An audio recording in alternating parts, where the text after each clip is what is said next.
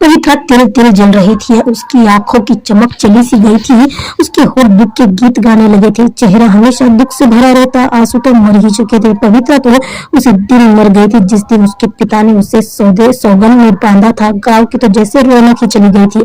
गांव के लोग पवित्रा की शरारत हंसी के लिए तरस से गए थे, लेकिन पवित्रा की चुप्पी छूटे न छूट रही थी।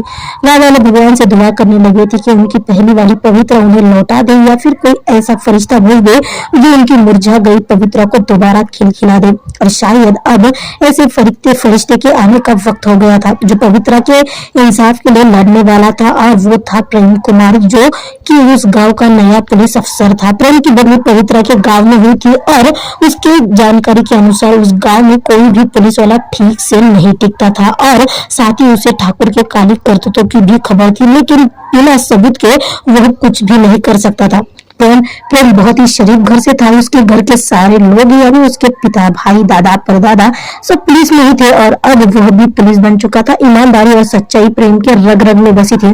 जब पहले ही दिन प्रेम गांव में आया तब उसी दिन प्रेम की मुलाकात पवित्रा से हुई। पवित्रा अपनी गम भरी जिंदगी से दुखी होकर चल रही थी। पानी भरने हेतु तो मासूम सी पवित्रा चल रही थी। जैसे ही पवित्रा प्रेम के सामने से गुजरती है, पवित्रा को देख प्रेम के दिल में अजीब सा एहसास महसूस होता है। प्रेम पवित्रा की और उसे निहारता रहता है। पवित्रा बिना किसी से बात किए, बिना इधर उधर देखे नदी में अपना घड़ा डुबोकर पानी भर लेती है और चली जाती है। प्रेम उसकी मासूमियत देखकर काफी खुश होता है, लेकिन उसका दिल कहता है कि वो यानी पवित्रा शायद दुखी है। अजनबी केवल पवित्रा की खामोशी, उसके चेहरे की उदासी देख समझ जाता है कि पवित्रा तकलीफ में है। अब हर रोज का यही होने लगा। प्रेम हर रोज पुलिस चौकी जाने जाते समय पवित्रा को निहारते रहता, उसे दूर तक देखता रहता, पर पवित्रा को इस बात की जरा भी भनक न थी कि कोई उसे देख रहा है। वो तो अपने ही तकदीर के लिखे से तिल तिल जल रही थी।